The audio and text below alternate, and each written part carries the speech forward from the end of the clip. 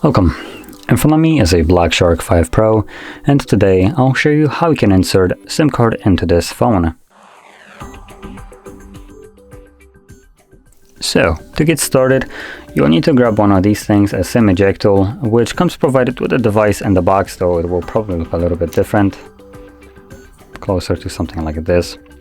But you can also use a paper clip, string one on the ends, and it should work just as well. So once you have that, take off the cover, if you have one on your phone,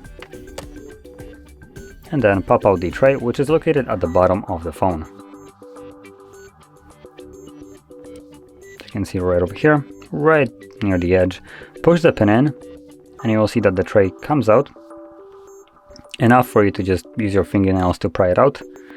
And on the tray you have space for two different SIM cards, so you can place either one or two SIM cards, and if you're planning to use two, obviously you would have to put one on the other side, but I'm just going to be using one, so let's insert it back into our device, and it should start working immediately. As you can see, it's already recognizing the SIM card. It's prompting me to verify the SIM card pin, so I'm going to do so, and that's it.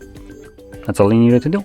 So if you found this very helpful, don't forget to hit like, subscribe, and thanks for watching.